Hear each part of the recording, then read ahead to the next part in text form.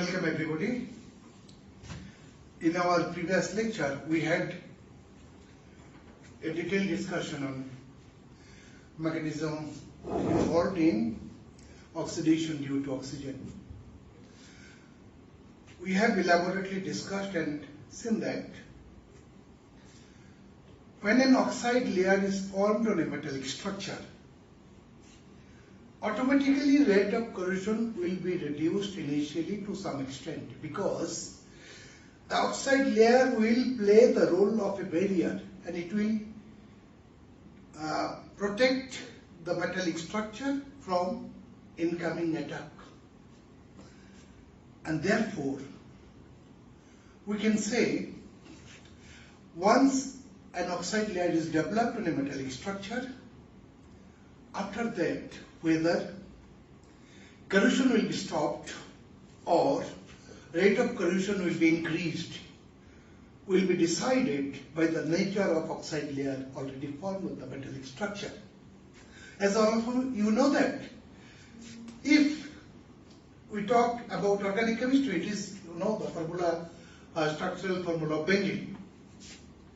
If it is aniline or if it is nitrobenzene, all of you understand that.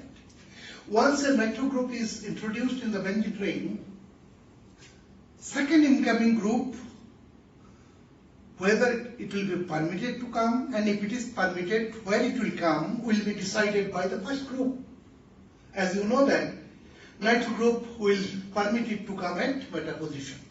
And similarly, in case of aniline, the second incoming group will be allowed by an amino group at ortho and para position. Similarly, once an oxide layer is formed, suppose this is a metallic structure, once oxide layer is formed, whether second oxidation will take place and if it even takes place, at what rate it will go, will be decided by the nature of the oxide layer already formed. And therefore, it is very, very important for us to understand and know the nature of oxide layer. And that is why today's topic is nature of oxide layer. Now, this, depending on the nature, oxide layer may be of 4 types.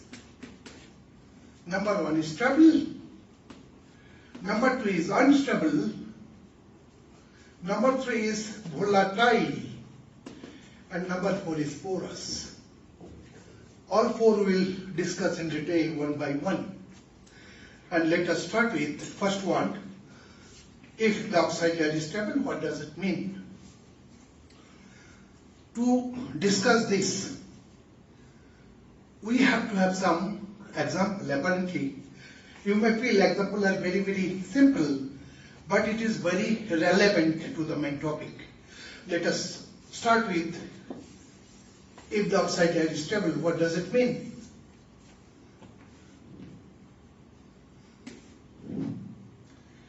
If anybody asks you how quality of the substance you can ensure, let us take 1 or 2 examples. If you go to market and ask for talcum powder, suppose you are given 2 samples, one made in Agra, another made in USA.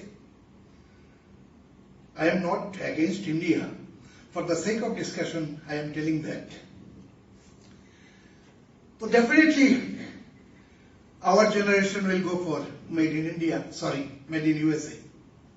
Because we initially have a perception the quality of the product, that of USA will be better than India, Agra. Now, how will you check the quality? If it is talcum powder, we will take little amount on our hand, we will take the smell. After that, we will take some amount on our fingertips. We will close our eyes and we will feel like that. If the particle size of this powder is very, very small, it will be sleepy and we will feel sleepy also. And it will be in the case of made in USA. Because cost is high, quality is ensured. But in case of made in Agra, and if it is only 50 rupees by 100 rupees, if you want to check the quality, the particle size will be larger and you will get up if you were sleeping. And therefore, very bluntly we can tell that the quality of a substance can be ensured by ensuring the particle size of the substance. Particle size will ensure the quality of the substance. And therefore, if the particle size of the oxide that is formed on a metallic structure for the first time is extremely fine, extremely small, then it will make an uniform layer on the metallic surface. Try to understand what I am telling to mean in fact. To understand that, let us take another example. Suppose you have gone to a beauty parlor at New Delhi. How much they will charge? Not less than 2,000. After purification, if you come out, how would you look? Definitely fantastic. It will be difficult for somebody to recognize you. But if you go for beautification at nearby place like Choma, where they will charge only 50 rupees or 100 rupees at the best. How do you like? Can you compare that beautification made at New Delhi and at Choma? Because the material being applied on you during beautification, in case of Delhi, particle size will be very small as quality was very good. But in case of Choma, quality was not good and particle size was very, very big. And therefore the particle size will play a very important role.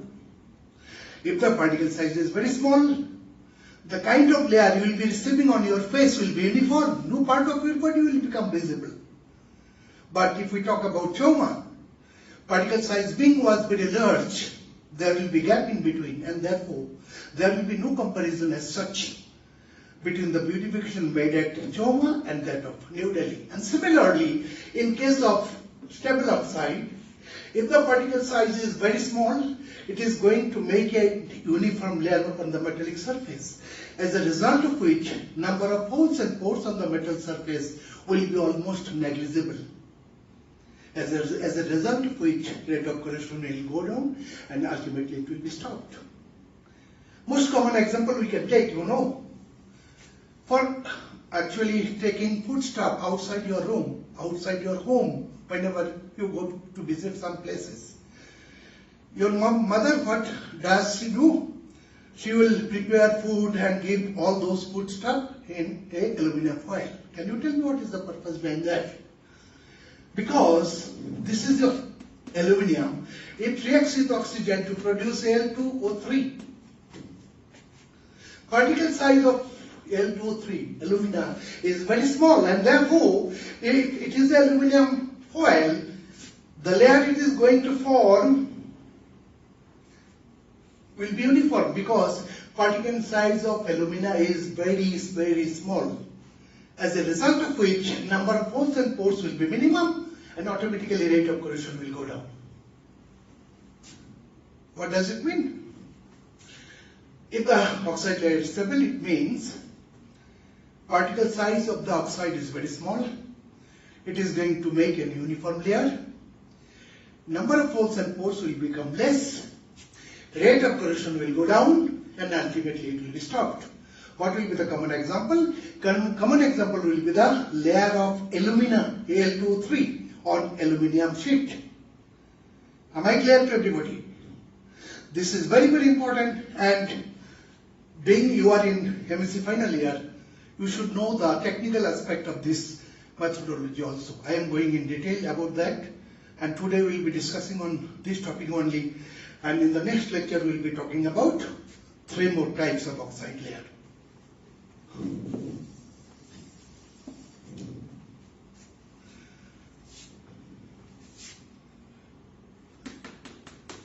Explanation of corrosion resistant property of aluminium.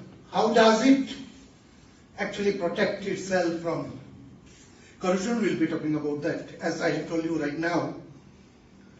Suppose you have a structure made of aluminium, so automatically it will receive an oxide layer due to chemical attack.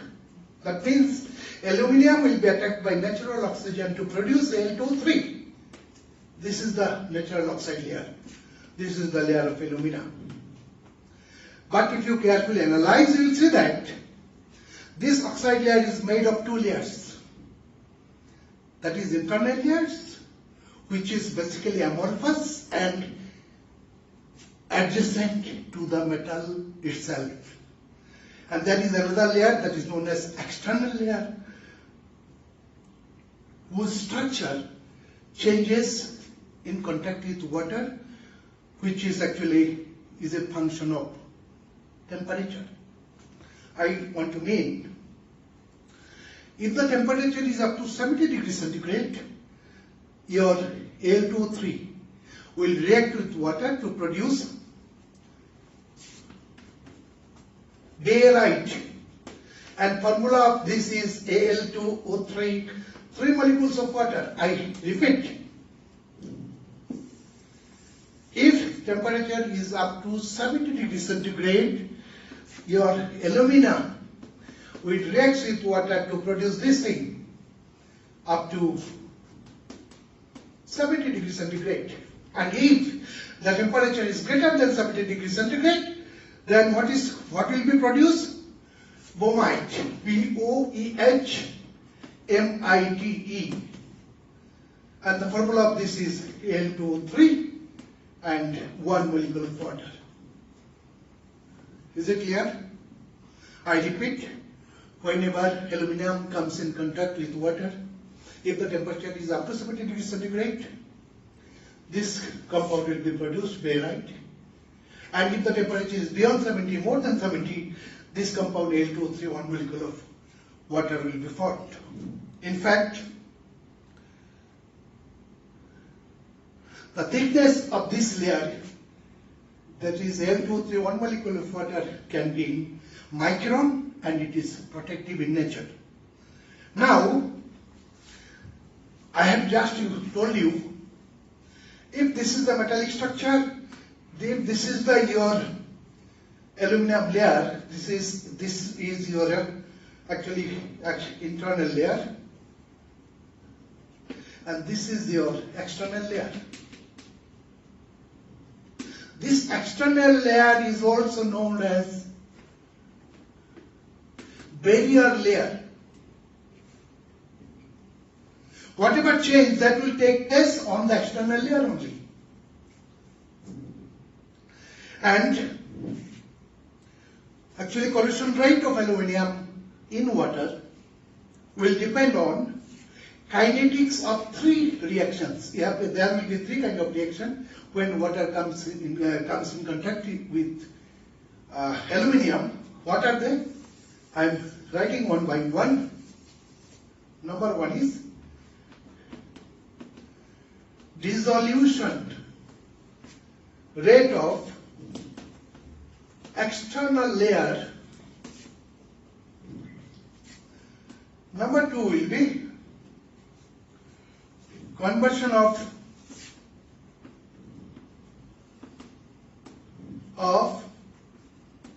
barrier layer, or that is your external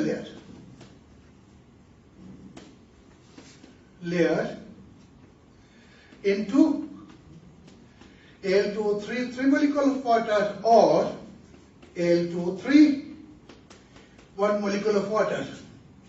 And number 3 will be your formation of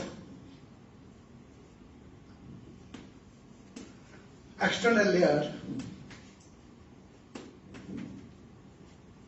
from metal surface. Try to understand that. When water comes in contact with aluminium, as I have told you, the oxide layer is made of 2 layers. Number 1 is external layer, number 2 is internal layer. Internal layer will be very close, very not close, adjacent to the metal surface. And external, whatever thing will happen on external layers. Now there are 3 things happen. Number 1, dissolution rate of external layer. Number 2, conversion of barrier layer to external layer. As I have told you, external layer is also known as barrier layer. And number 3 will be formation. Once the external layer or barrier layer is changed to this, a new external layer has to be developed. And that is why third point is formation of external layer from the metal surface. It automatically regenerates to produce the external layer as a process, as a result of which ultimately rate of corrosion will not be affected. Actually, here the rate of corrosion may be 0 and it may be negligible even at an adverse situation. If your environmental condition is very corrosion favoring, even then rate of corrosion will be 0 or it will be negligible, because a steady state is built up corresponds to the equilibrium between these three reactions, as a result of which any metallic structure made of aluminium is protected in a corrosive environment. This is all about your today's lecture. Tomorrow we will be talking on 3 other oxide layers. I am confident that you will go through the video very carefully. You will carefully analyze everything, make your questions so that we can discuss if anything is left in our next lecture. Thank you very much.